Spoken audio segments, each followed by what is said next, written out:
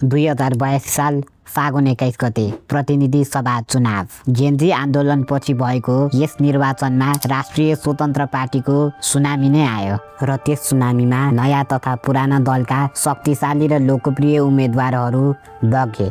तर एक व्यक्ति जसलाई त्यो सुनामीले बगाउन सकेन। हामी कुरा गर्दैछौँ श्रम संस्कृति पार्टीका अध्यक्ष र सुनसरी क्षेत्र नम्बर 1 बाट निर्वाचित भएका सांसद हर्क साम्पाङको। धरान उपमहानगरपालिकाको मेयरमा निर्वाचित भएपछि देशव्यापी रूपमा लोकप्रिय भएका हर्क साम्पाङ कहिले आफ्नो सरलताको कारणले ताली पाउँछन् त कहिले अराजक शैलीको अभिव्यक्तिले गर्दा गाली। प्रधानमन्त्री बालिनसँगको उनको रोचक सम्बन्धको बारेमा त झन् के कुरा गर्नु। 4 वर्ष अघि भएको स्थानीय तह चुनावमा संयोगवश एउटै चुनाव चिन्ह लौरो लिएर धरानबाट हर्क र काठमाडौँमा बालेन स्वतन्त्र उम्मेदवारको रूपमा मेयरमा निर्वाचित भए। त्यसबेला बालेनका प्रशंसक रहेका साम्पाङ आज आएर उनी र उनको सरकारलाई देशको इतिहासमै असक्षम भनेर सबैभन्दा चर्को विरोधी भएका छन्। किन र कसरी यत्रो उतार चढाव भयो, के कारणले र आखिर को हुन् हर्क साम्पाङ? एउटा सरल नेता वा एक अराजक?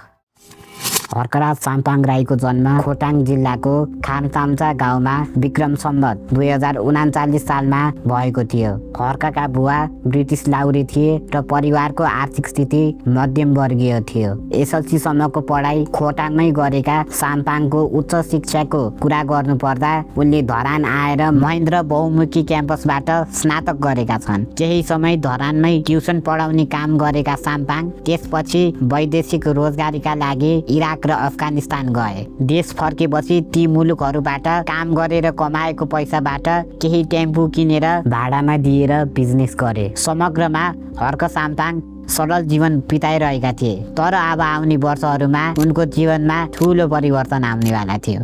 वैदेशिक रोजगारीबाट फर्केको केही वर्षपछि हर्कले आफ्नो सामाजिक अभियन्ताको जीवन सुरु गरे। धरानको खानेपानी समस्या, भ्रष्टाचार तथा अनियमितता लगायत मुद्दाहरू उनले उठाए। यसबाहेक राष्ट्रिय मुद्दामा पनि उनी सक्रिय हुन थालेका थिए। यसै क्रममा 2076 सालमा भएको उपनिर्वाचनमा धरान उपमहानगरपालिकाको मेयरको पदमा हर्क साम्पाङले उम्मेदवारी दिए। तर उनले जम्मा 422 मत ल्याए। एमालेको गण रहेको धरानमा पहिलो पटक नेपाली कांग्रेसको उम्मेदवार मेयरमा निर्वाचित भए। यसले धरानमा मत परिवर्तनको सिग्नल देखाएको थियो। अर्कोतिर धरानको समस्याहरू बुलन्दाका साथ उठाइरहेका हर्क साम्पाङ आफ्नो मेयर बन्ने लक्ष्यबाट अलिकति पनि नलडखडाइकन अगाडि बढिरहे र यो लक्ष्य अब पुरा हुनेवाला थियो। 2079 साल स्थानीय तह चुनाव। देशैभर स्वतन्त्र उम्मेदवारको लहर चलिरहँदा काठमाडौँमा बालेन शाह, धनगढीमा कोपी हमाल र धरानमा हर्क साम्पाङ मैदानमा थिए। बालेनको कम्पेरिजनमा खासै मिडिया अटेन्सन नपाएका साम्पाङ आफूले किनेको टेम्पो र हाते माइक बोकेर धरानका चोक चोकमा भाषण गर्दै हिँडे। उनको चुनावी भाषण सुन्न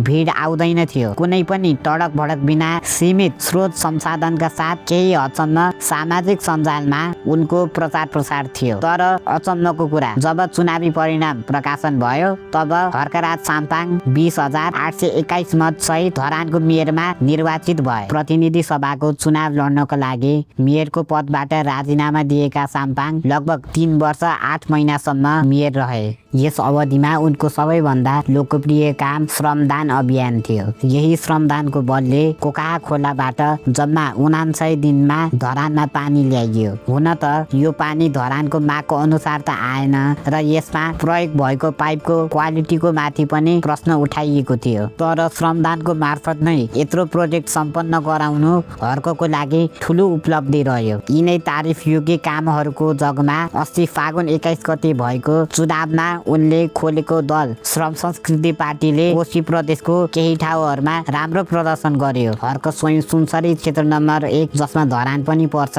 त्यहाँबाट राष्ट्रपाको उम्मेदवार गोमा तामाङलाई 8,000 को मतान्तरले पराजित गरेर सांसद भए। उनका साथ अरू 2 उम्मेदवारले पनि प्रत्यक्षतर्फ विजय हासिल गरे। समानुपातिकमा पनि 4 सिट ल्याएर कुल 60 सिट सहित श्रम संस्कृति पार्टी राष्ट्रिय दल बन्यो। तर यी प्रशंसा र सफलता बीच केही विवादहरू पनि छन् जसले गर्दा उनको माथि प्रश्न उठेको छ र लोकप्रियतालाई घटाएको छ।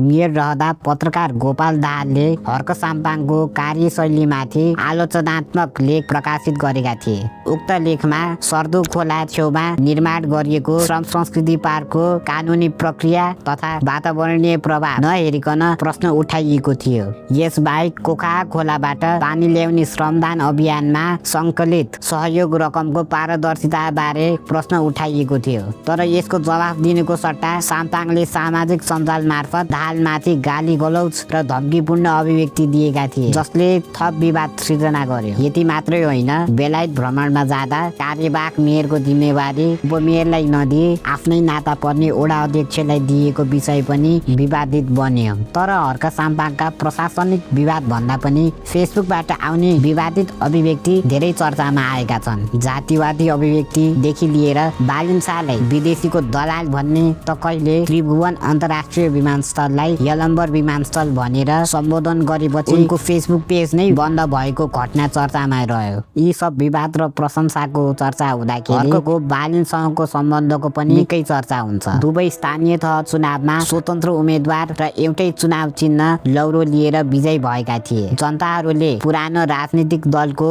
भ्रष्टाचार र बेथिति विरुद्ध यी दुईटै सँगै मिलेर लडुन् भन्ने चाहन्थे र सुरुमा हर्क र बालिन बीच राम्रो सम्बन्ध पनि थियो। तर कालान्तरमा केही घटनाहरूको कारणले त्यसमा ठुलै परिवर्तन आयो।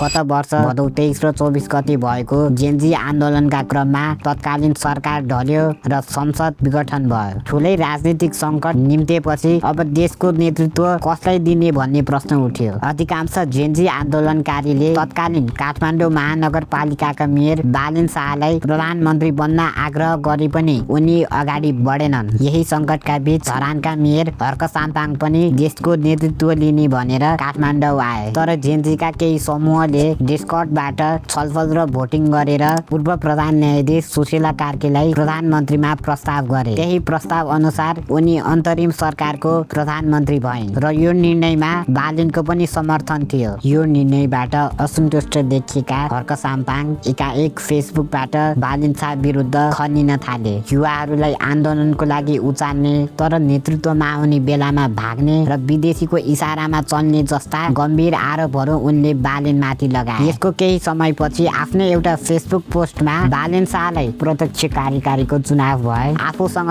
चुनाव लड्नलाई चुनौती दिँदै हर्कले यस्तोसम्म भनेका थिए, हारे भने तेरो घरमा 1 वर्ष नोकर बस्छु, हारिस भने मेरो घरमा सिर्फ 1 महिना हली बस सक्छस् होती हरा। यी यस्ता पोस्टहरूको जवाफमा बालिन शाहले आफ्नो फेसबुक पेजबाट हर्क साम्पाङलाई व्यङ्ग्यात्मक पाराले रिस्पोन्ड गरेका थिए। डियर हर्क साम्पाङ, तिमीले मलाई जति गाली गरे पनि म तिमीलाई माया गर्न छोड्दिन।